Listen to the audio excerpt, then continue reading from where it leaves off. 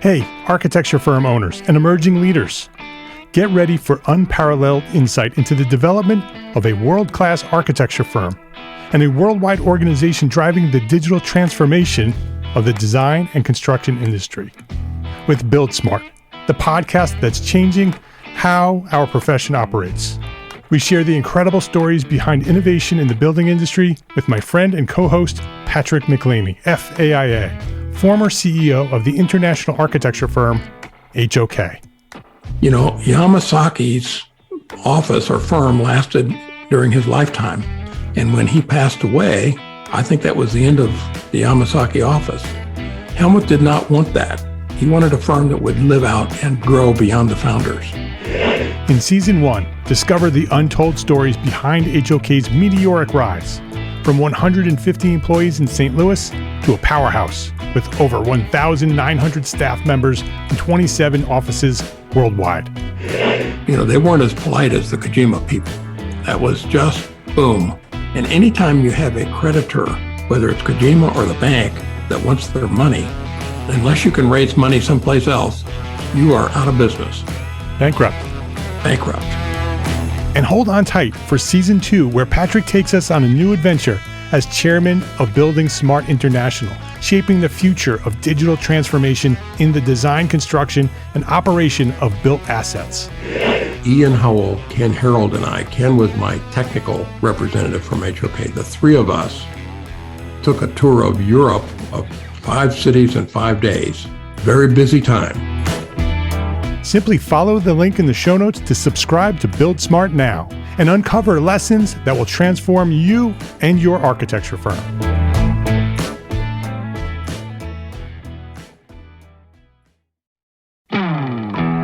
Hey, architecture firm owners and emerging leaders. Get ready for unparalleled insight into the development of a world-class architecture firm and a worldwide organization driving the digital transformation of the design and construction industry.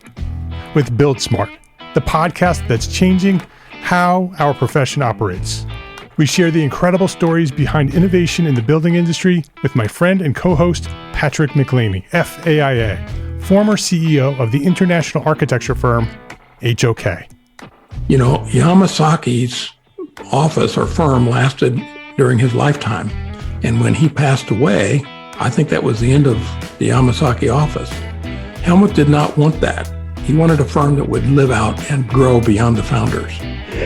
In Season 1, discover the untold stories behind HOK's meteoric rise, from 150 employees in St. Louis to a powerhouse with over 1,900 staff members and 27 offices worldwide.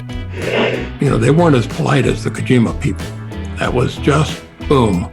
And anytime you have a creditor, whether it's Kojima or the bank, that wants their money, unless you can raise money someplace else, you are out of business. Bankrupt.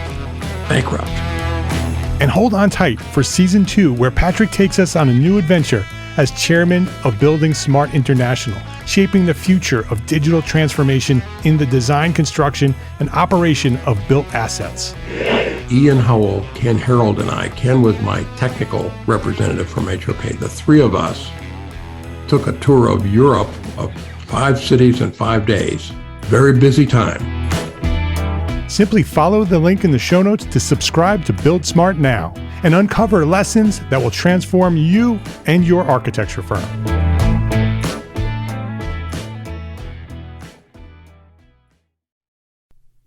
ArchiCAD is the official BIM software of the EntreArchitect community.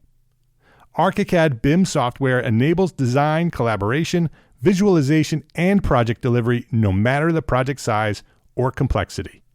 With flexible licensing options and a dedicated support team to guide us along the way, ArchiCAD is an ideal choice for firms and projects of any size.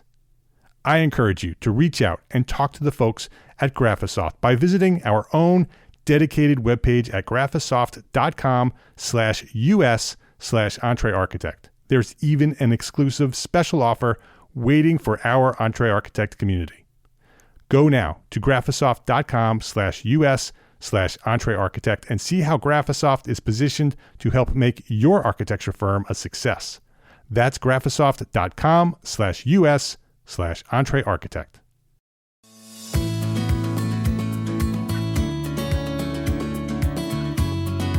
My name is Mark R. LePage, and you are listening to EntreArchitect Podcast, where each week I speak with inspiring, passionate people who share their knowledge and expertise, all to help you build a better business as a small firm entrepreneur architect. Tyler Suomala, welcome to EntreArchitect Podcast. Thank you so much for having me, Mark. I'm really excited to be here.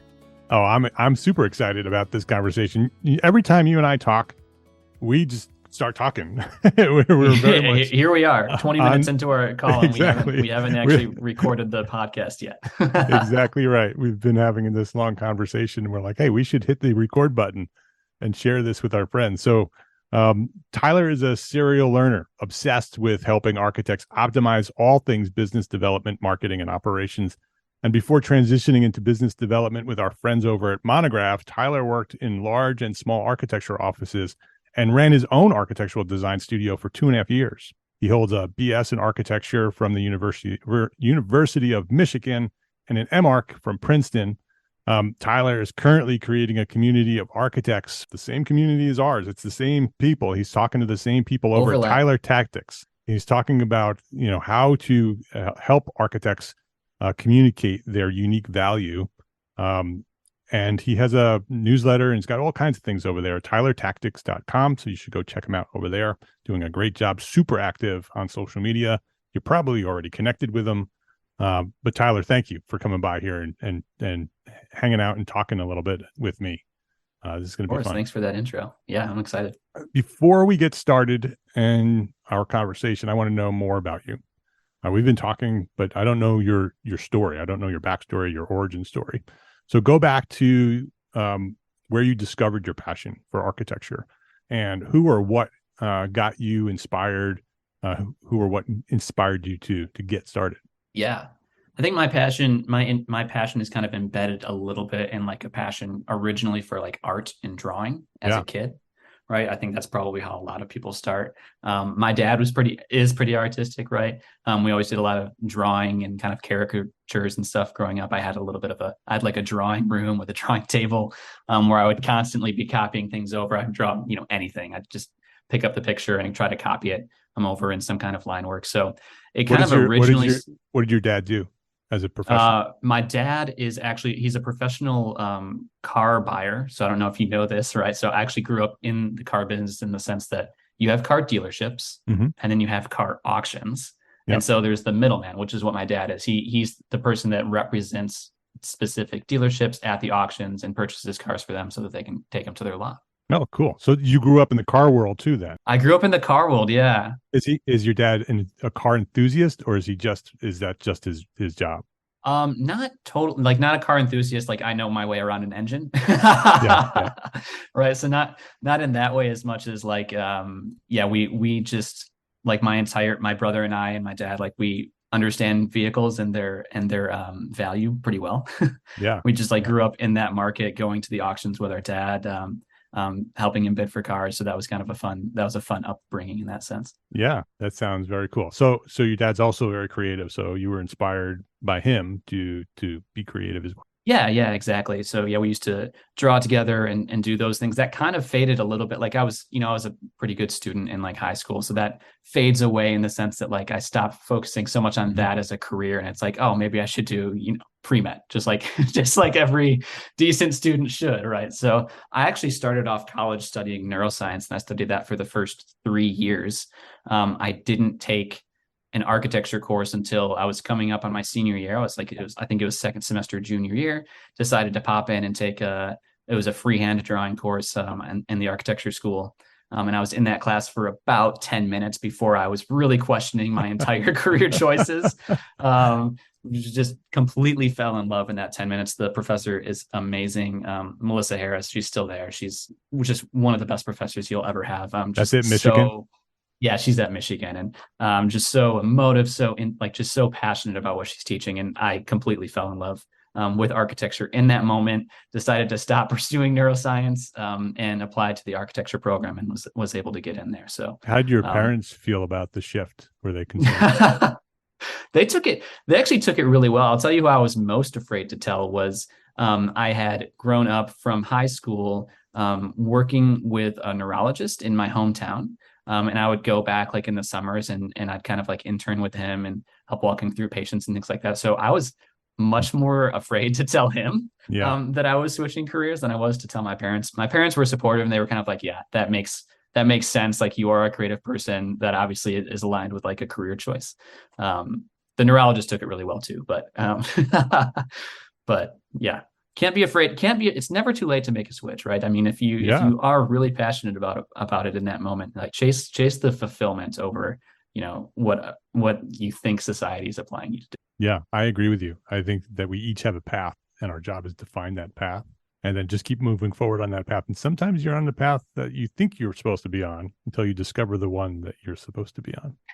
Always. It's like a 5-year rotation, right? I mean, at a certain point. Yeah. Sometimes those paths come to forks and you have to pick one. Yeah, exactly. Yeah. It's kind of similar. Like if we continue that arc, it's like, I do the normal things. I go to architecture school and then I go to grad school and then I go work at, an international firm. And then I decide, hey, I haven't really found a firm that I enjoy working in. Maybe I should start my own practice, so I do a small studio there doing some residential and small commercial work. And then that's also a thing where I'm like, I'm not as fulfilled as I thought I was going to. What can I do now? So I didn't want to completely forego architecture. I love architecture, but it was just like, I don't know. It's hard to describe. I mean, I think most people can relate to, there's certainly a disconnect between education and practice, right? So we all know about that disconnect, but right. Then when you're actually doing it, I think especially doing it alone, I was just a solopreneur, running that small practice makes it a lot more difficult. So I was trying to find, what can I do to still continue supporting my family, can still stay in architecture, but not be running my own practice or working at a firm. And so that's thankfully where I discovered Monograph, which is very focused on, improving the industry, helping firms specifically with a particular focus on, their business, helping them improve their business and their operations, which I tend to have a lot more passion about than the design side of things. It took me a while to figure that out, but so I've really found the perfect fit there at Monograph. When you moved to Monograph or had that opportunity and you saw what they were looking for, and did you know that was an answer, or did you just think, oh, this is my way out of my firm that's not working, and this is sort of the direction I want to go? How intentional was that as the next step? Yeah, it was, what was intentional was trying to focus on a different skill that I could that I thought would bring value to my life. So there's a spacer in between the firm and in between my own practice and Monograph. Yeah. And that was I actually worked at another small startup there for a few months in a business development role as well. Separate from architecture or in architecture? Yeah, separate from, it was data analytics. Yeah, it was data analytics. So I had originally just said, I'm done with this for the moment. I hope I find something in architecture, but at this point, I'm just going to take what's given to me, right? So I took like a sales role at a data analytics company initially for a few months. I was very closely watching Monograph. I saw them starting to grow their sales team, and then I reached out to them immediately, for that position. So I was interested in the sales because I really enjoy meeting with clients. Yeah. I enjoyed that process when I was running my own practice. And so I thought that was going to be a good avenue to pursue. I enjoy talking to people. Let's do this. That's essentially what sales is. If you get down to the core of it, it's really just kind of communicating with people effectively. So I've done that. I've since realized I was really actually terrible at at business development and sales when I was running my own practice. But that's that realization that really was the impetus behind, hey, let's start being a little bit more vocal on LinkedIn, not only about the challenges that I've had, but I know I was doing this wrong. I'm sure I'm not the only one. And I've kind of learned that just from talking to friends of mine that run their own practices and things like that. It's no one is really alone in these challenges and in these failures, especially in, business development or in just the business side of architecture. Yeah. Sharing your knowledge is a very quick way to find a following, right? Yeah. That whether it's your knowledge or your lack of knowledge, right? Being honest and transparent about what you don't know, and then documenting the journey that you have through discovering what you don't know and learning how to proceed in the things that will help you move forward. Very much absolutely. how EntreArchitect started. It was me just sort of out there sharing my knowledge, sharing everything, being very transparent in a time in architecture where nobody was being transparent. And that resonated with a community of architects, which grew into what it is today. I think that gets to the core, I think, fear that so many of us have is that we're the only one that's experiencing these pains, right? Yeah. It's like, oh, I don't know actually how to run a business. Am I the only one? Am I the only architect that doesn't actually know how to run a business? No, you're not. No, I can tell you, right. I've spoken to 1,000 architects in the past year. No, you're not. No one feels like they have this under control. So being aware about that. Yeah. Yeah, that's exactly right. And when you have an AIA or professional organization telling you not to share your knowledge, don't talk about money, don't talk about fees, that's against the rules. You set up a disaster where you have architects who are isolated and not knowing how to run a business and afraid to talk about it at any level because they're afraid they're going to get in trouble. That culture has shifted tremendously in the last 10 years. In our community, it's completely gone. Architects are no longer afraid of that. But it took us 10 years to get there, right? It took us 10 years. When I started, people were constantly reminding me I shouldn't be talking about money. And it's like, no, I can talk about money all I want. It's okay. It's okay.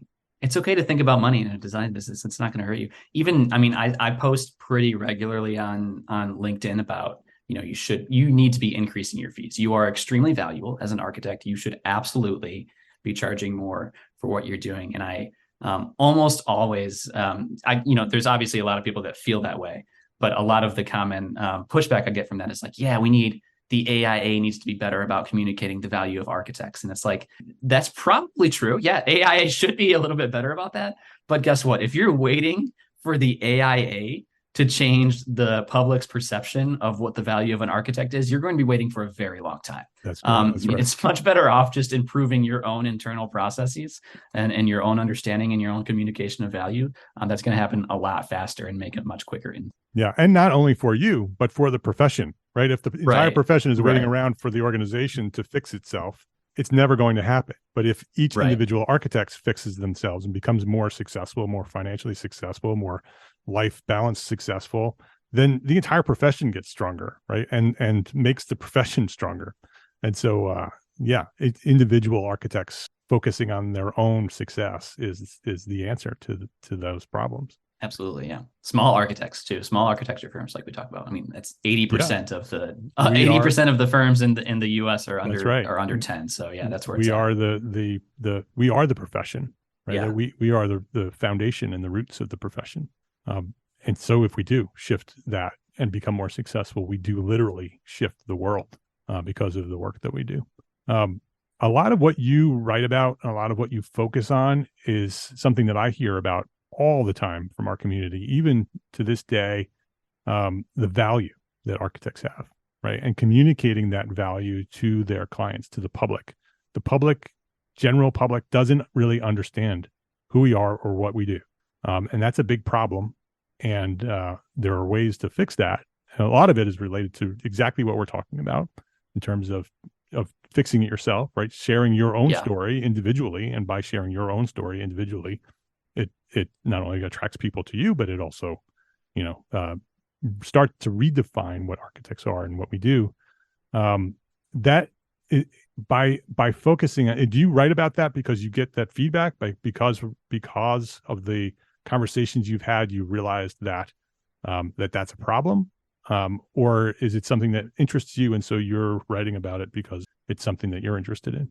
It's a little bit of both. I mean, it's definitely something that I've observed just from having so many conversations, with architects through Monograph and now just through LinkedIn and things like that. I mean, there's this divide between the value that you're offering and then this concern of the market. And the way that people are perceiving the market. Sorry, I did air quotes. I realized that this is. We heard it in your voice. Yeah, you heard the air quotes, right? Experienced podcasters know when the air quotes are happening. So, there's the concern of the market and what's the market going to choose, and are my fees going to be undercut? I really think it's just about you have to the normal response, when you talk to architects about values, they think, okay, I just need to get better at like pitching. I need to have this list. These are the 30 things that I'm doing to add value to your life through hiring me. And I think that's probably the complete opposite. Like, see that and run in the opposite direction. Don't do that. We just need to convince them, right? We just need to convince our clients that we're valuable. That's and it's not even the typical approach. Right. Yeah. We just need to kind of like strong arm them into it. Right. If I can just show them so much and tell them so much, eventually they're going, like, it's going to fall, right? That chip's going to fall and they're going to see it. I have since learned, especially in being in a business development role, it actually is almost nothing to do with you. It's everything to do with the client and what problems they're facing and where they want to go, and kind of positioning yourself as the vehicle to get from where they are now and where they want to be. And that's very much your role today at Monograph, right? Is reaching out to architects and finding out what their issues are, and then trying to help show them that there's a solution to some of those problems. Yeah, that's exactly how it starts. And I mean, whether that's a cold outreach or whether it's, someone that is interested in your firm or interested in Monograph or whatever, it starts the same way. It's like, what is your current situation? Like, what's the issue that you're having right now? What are those challenges? Because you hear that a lot. Like, if you're talking to a small firm, right, a small residential firm, and they're like, well, like, they don't have problems. Like, they're coming to me because they want a new house, right? They want to build they just want to build a bigger house. And it's like, well, what's the problem with their existing house? Like, no one just wakes up one morning and, I mean, some people do, but 99.9% of the population don't wake up one morning and think, you know what I want to do? I want to go spend $2 million right now to build my own custom home. It's like, there has to be pain, some kind of challenge embedded in whatever their current situation is, that's causing them to want to do something like that. And the reason you want to better understand those challenges and better understand that pain is because, as we know, like, working with clients is not a smooth ride. So you really need to know what that embedded challenge is, so that that you always have something to fall back on throughout the entire process of the project, whether that's, whether that's, presenting them the proposal and saying, you told me that these were your challenges. This is exactly how we're going to, alleviate those challenges and solve this issue for you. Or whether you're getting to the, construction administration phase and they're starting to build the house and they're questioning everything and they're thinking about pausing their budget. And it's like, no, don't forget, these are the challenges that you're facing and this is what you're going to get out of it. So you need to have that, you need to build that relationship with the client and really begin to understand them at a much more personal level, how these challenges are impacting their day-to-day lives. Let's take a quick break to say thank you to our sponsors for their support of this episode. This episode of EntreArchitect Podcast is supported by Arcat.com. Can't find the product data that you're looking for? You might be using the wrong search engine. Broad searches result in consumer products, out-of-date information, and websites that hide or don't have the information that you're looking for. If you need specifications, CAD, or BIM, Arcat.com is your search engine. Find and download the up-to-date data that you need fast. Arcat.com is free and requires no registration. So try Arcat today. That's ARCAT.com. Please visit our sponsors today and thank them. Thank them for supporting you, the EntreArchitect community.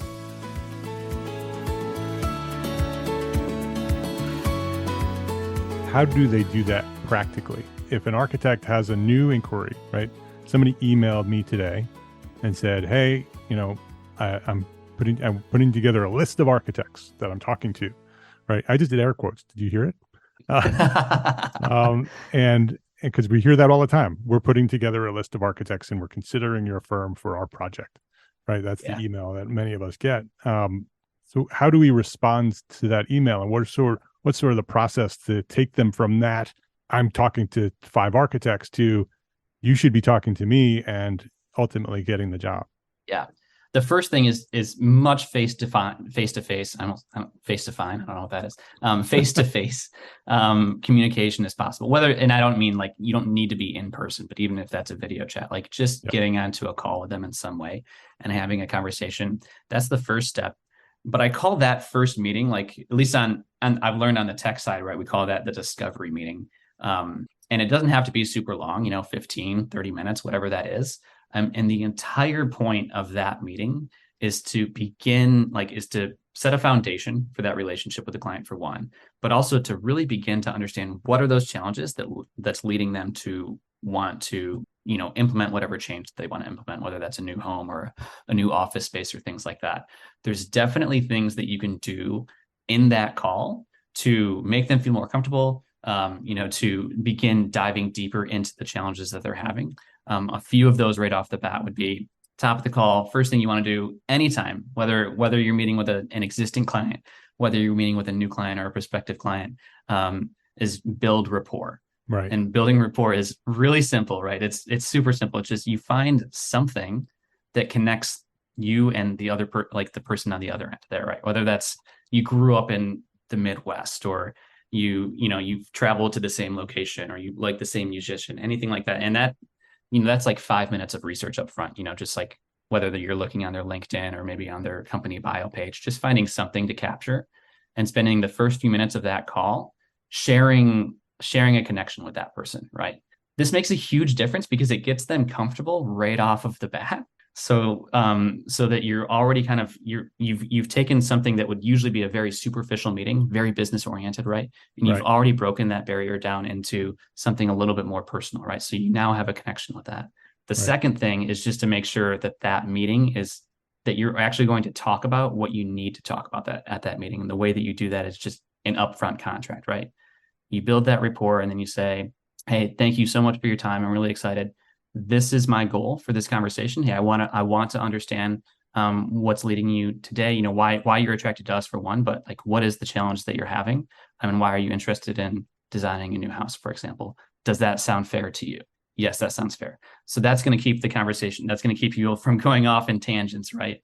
And then after that, it's just really about asking good questions. It's about becoming a lot better at asking questions and understanding the triggers, like those trigger moments where you hear something and you're like, that's a challenge. Like, we should dive a little bit deeper into that.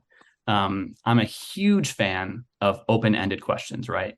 We tend to get into those meetings and ask things like, all right, so, what's the square footage of the house you want? How many bedrooms? Right. How many bathrooms? Right. And you walk away and you're like, all right, great. I know exactly what I need to do. I'm going to plug this into my spreadsheet and I know exactly what fee to offer them.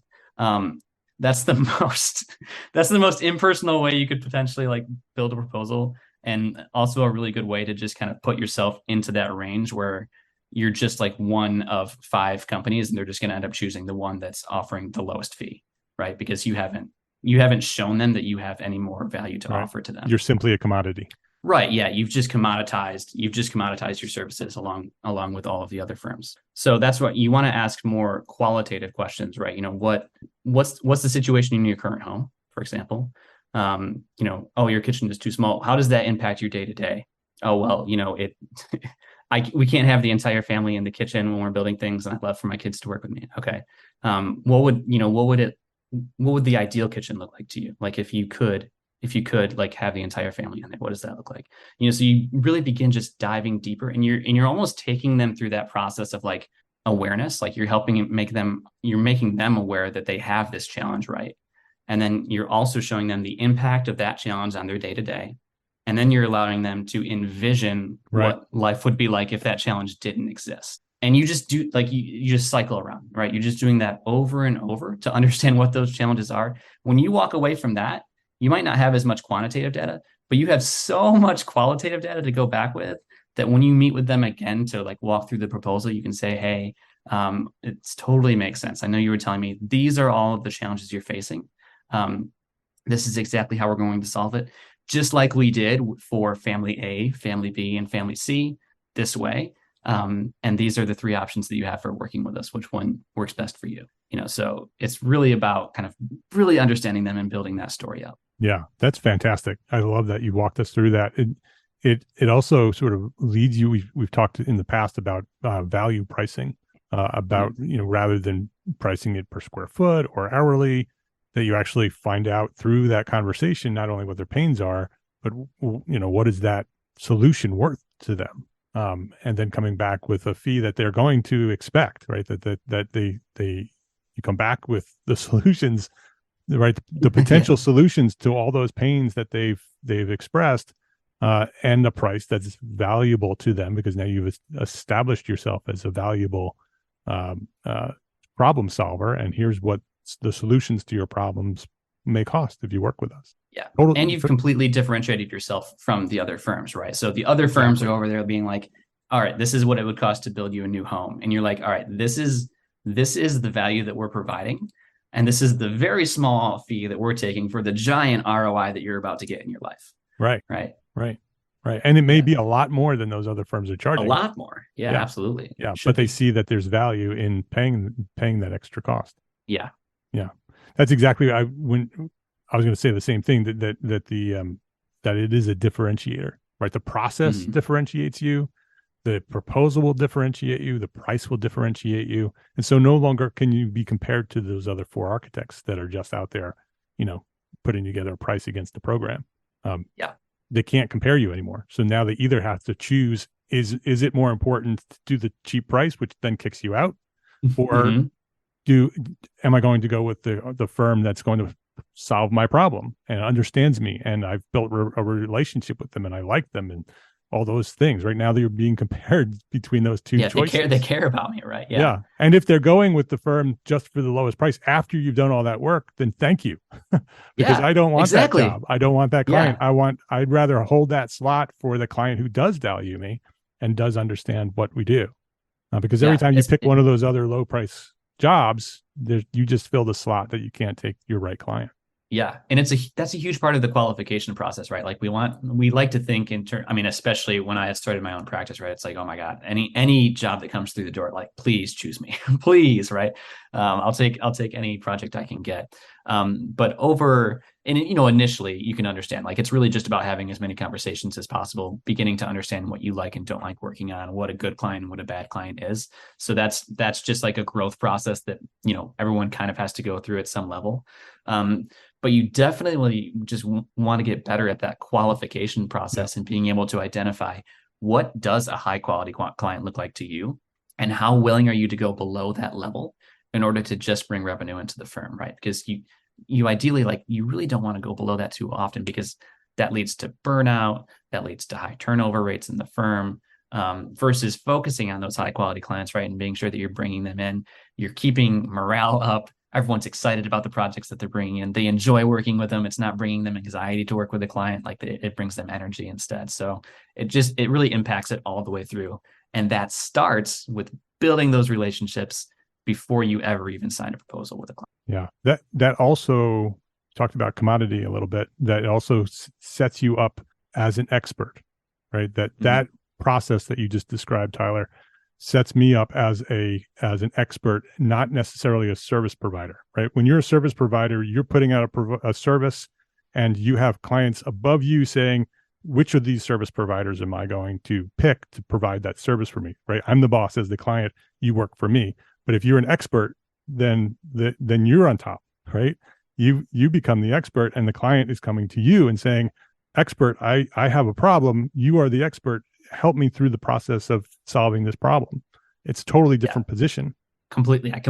It's taking commoditization completely out of it, because that's another common pushback that I'll get if I talk about increasing fees. It's like, I don't want to be undercut. Undercutting can only happen if you are presenting the same value as everyone else. Think about it. That's the only way that you could ever be undercut, is if a client is looking at 4 different options for an architect, and all 4 of them are just offering a custom designed home, right? And then why wouldn't they choose the lowest fee? That's what makes the most sense, right? There's no difference between them. So you want to separate yourself from that by building those relationships and offering a unique value, finding that unique value, which really is it's like 80% relationship, and then it's like 20% like, we're really good at staying on time, keeping projects on time and on budget, for example. Yeah, which is all part of your brand. And it takes practice, right? That the first time you do this, if you've been doing it the other way, which most of us have been doing it the other way for a long time, the first time you do it, you'll feel like you're not good at it, right? That you'll say the wrong things or ask the wrong questions, or it won't work the way you want it to work, and you may lose the job. But don't give up. doing it, and you'll get better at it, and the more you do it, the better you'll get at it, and eventually it'll become the way you do it. And you'll be much more confident, and your conversion rate will go through the roof because the system will work, and your position will be better, and that differentiation will get better, and everything will shift. And so try it, and then figure out what didn't work, stick with it, adjust it, and do it again. And don't quit. Keep presenting yourself in that way, and to show the value of who you are as an architect. Yeah. And actually, if you sign on to the shameless plug, if you sign on to tylertactics.com, right? I think one of the very first emails I send actually shows you my 3 most popular newsletters. And one of them is directly focused on this process that I just talked about, which is like the discovery call, and walking you through it and exactly like how you can set it up in your own process. I love that. Excellent. tylertactics.com. We'll have a link to that on the show notes. And when you do that, say, hey, I heard you on the EntreArchitect podcast. Do it. Yeah, exactly. Tyler, this is awesome.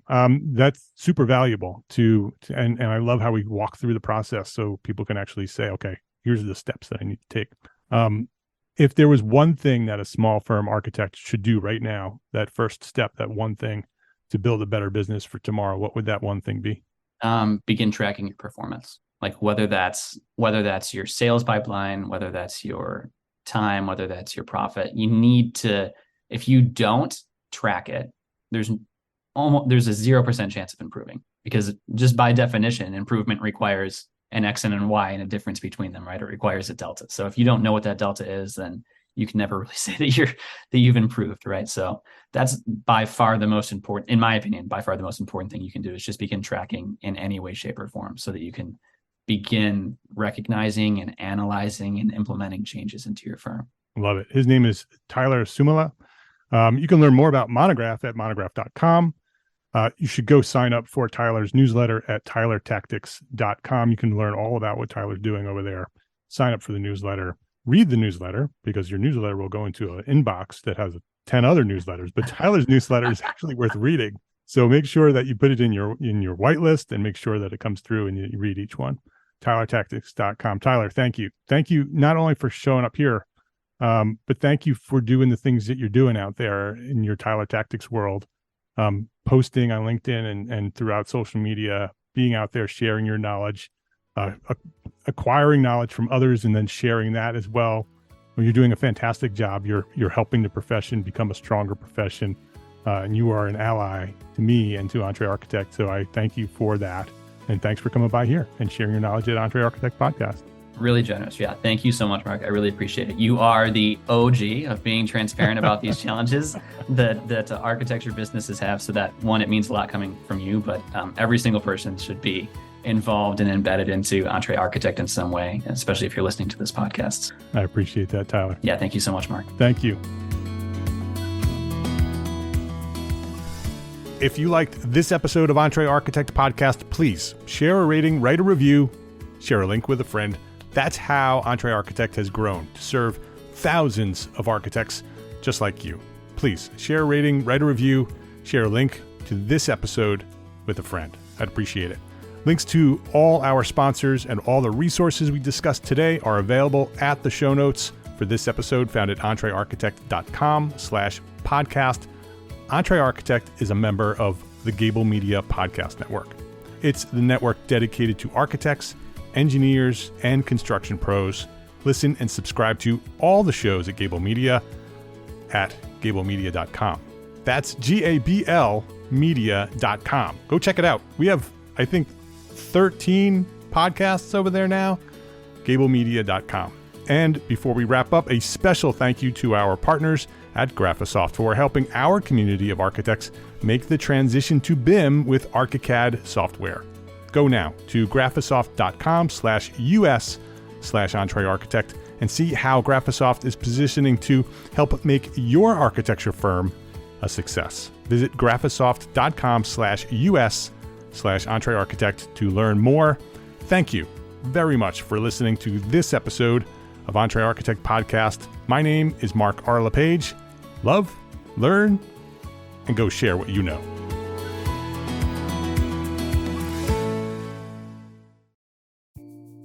Imagine earning continuing education credits while doing exactly what you're doing right now. Well, you can. Gable Media has revolutionized the way you earn your continuing education credits with a groundbreaking approach. Forget running around town and scouring the internet for credit-worthy courses. Fulfill your CE requirements effortlessly by listening to engaging podcasts just like the one you're listening to now. Our podcasts are designed to educate, entertain, and inspire, all in a user-friendly environment. But wait, there's more. Architects, Gable Media is also approved as an AIA continuing education services provider. Upon completion, we handle everything, from reporting your hours directly to the AIA to storing your certificates in your personal Gable Media profile for your self-reporting needs. So follow the link in the show notes and start earning your credits in the most innovative and entertaining way possible with Gable Media. Attention architects and creative minds, get ready to supercharge your brand with Build Your Brand, the podcast that's unlocking the secrets of branding success for creatives. Hey there, it's Mark Arlepage, founder of EntreArchitect, and I'm inviting you to join my friend, architect marketing expert Jeff Eccles at Build Your Brand podcast, where he explores the captivating stories of the world's top brands and transforms their lessons into powerful moves for small firm architects and creatives like you. In Season 1, Jeff shares the thrilling tale of Southwest Airlines, where he dissects their journey to the summit and distills it into strategies tailor-made for you. It's important to keep in mind that companies like Southwest compete in the real world, just like you, and face real-world challenges, just like you. You might be surprised at how similar those challenges are to the struggles that you grapple with on a day-to-day basis. Don't miss out on your blueprint for success. Subscribe, tune in, and let's build your brand together. You may have noticed that the very best brands in the world are also known for having somewhat unique corporate cultures. That's often the glue that holds everything together when they encounter those rough spots. We don't do it because it inconveniences the passengers to whom we are primarily dedicated, the short haul, frequent flyer. Follow the link in the show notes to subscribe to Build Your Brand today. Remember, no matter the size, the journey's the same. Your brand's journey to the top starts here.